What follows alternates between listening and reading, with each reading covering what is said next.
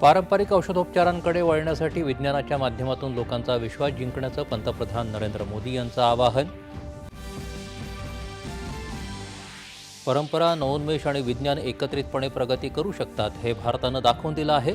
जागतिक आरोग्य संघटनेच्या महासंचालकांचे गौरवोद्गार. संसदेच्या हिवाळी अधिवेशनाचं कामकाज संस्थगित. लोकसभेत 111% तर राज्यसभेत 121% कामकाज. अधिवेशनात 8 महत्त्वाची विधेयकं मंजूर. संसदेचं हिवाळी अधिवेशन देशासाठी अत्यंत फलदायी.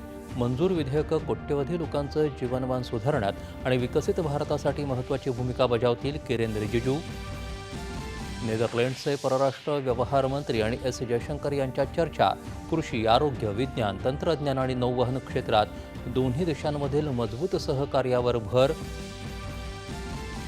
बंदर सुरक्षा कार्यालय या समर्पित संस्थेच्या स्थापनेसाठी केंद्रीय गृहमंत्री अमित शाह यांच्या अध्यक्षतेखाली बैठक. देशभरात एक बळकट बंदर सुरक्षा चौकट स्थापन करण्याची गरज व्यक्त. मुंबई बंदरात जागतिक दर्जाच्या विकसित भारत मुंबई मरीना विकसित करण्याच्या योजनेला केंद्र सरकारची मंजुरी.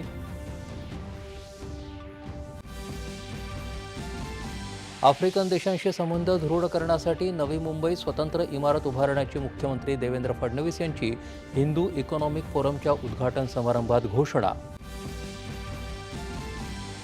सदनिका घोटाळ्याप्रकरणी माजी मंत्री माणिकराव कोकाटे यांची शिक्षा मुंबई उच्च न्यायालयानं ठेवली कायम. मात्र अंतिम सुनावणीपर्यंत कारवाईला दिली स्थगिती.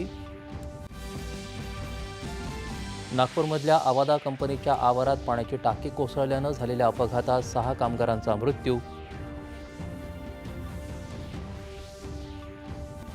आणि अहमदाबाद इथं सुरू असलेल्या 5व्या आणि अखेरच्या T20 सामन्यात भारताचं दक्षिण आफ्रिकेसमोर 232 धावांचं आव्हान.